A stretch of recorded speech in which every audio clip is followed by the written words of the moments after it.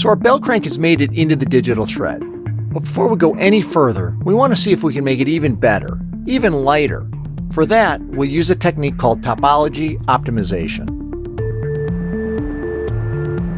What do you see as the role of things like topology optimization for product development? You're an aerospace and defense guy. What do you see as the impact of those kinds of tools on aerospace and defense? The impact's going to be enormous. It will change the industry. People don't realize that things like 3D printing are interesting for, let's say, supporting an aircraft or developing it on the manufacturing floor. But it's the topology optimization that's going to allow parts to be created like they've never been created before, which means they'll be lighter weight, right, in many cases. In many cases, they'll be stronger, right? And you're able to do that in a way that the mind couldn't do before. Back at One Aviation, I meet with Ashley Eckhoff, marketing manager for Siemens PLM software.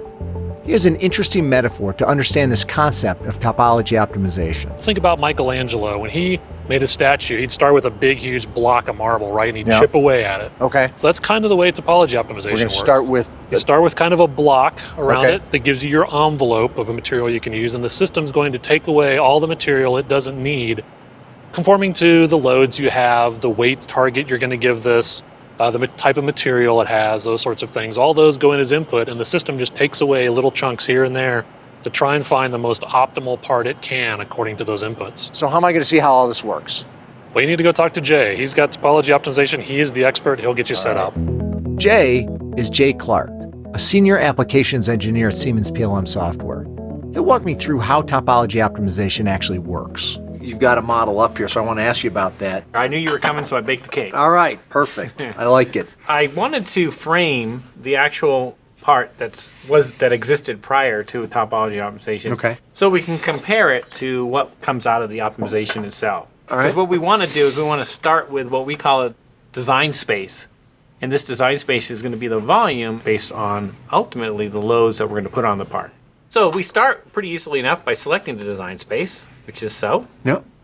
Then we assign it a material, and this material for this part is aluminum. At this point, we're going to manage our optimization features. We want to add these primitives, and they're keep out so that you can see that when the interfaces with the rest of the assembly, it will have the right areas in here and volumes in here so that it can make the interface. So it doesn't actually fill in this area as well in an effort to take material out. Yeah, So we're telling it right away, we do not want material there. next, Jay inputs the different loads that will be placed on the part and in what directions these loads will move. So the optimization is basically going to be able to carry load between these pieces. And the direction that the forces are is going to direct actually the structure to be built in that direction. Okay. Then we just go into set up the optimization. It's Okay. pretty straightforward. Again, this is straightforward. It's kind of intended for designers. And the design space as it exists right now, which is this piece minus those red pieces that knows the keep outs, is about 0.7 pounds. Okay. And we're going to be very aggressive here. We're going to say we want something like 0.2 pounds. So we're going to take quite a bit of material out of this. Fair enough. So we just hit here, run optimization. So it doesn't look kind of weird. So that's a pretty big difference. It is a pretty big That's cool looking. Yeah. It weighs about 0.2 of a pound. Okay, so we did get the material out. Yeah. Optimization can be used for all sorts of things. Weight is one of the primary objectives used in aerospace. But you could say, I don't want this to deform by a certain amount. Or, I can minimize my stress. You could say, I want it to do these things, but it will also try to make other things better. The system's then going to optimize and create a part, not as how a human mind would create it, but how hundreds or thousands of different simulations would create it. And it creates the part in a unique way that meets all the requirements for load or structure.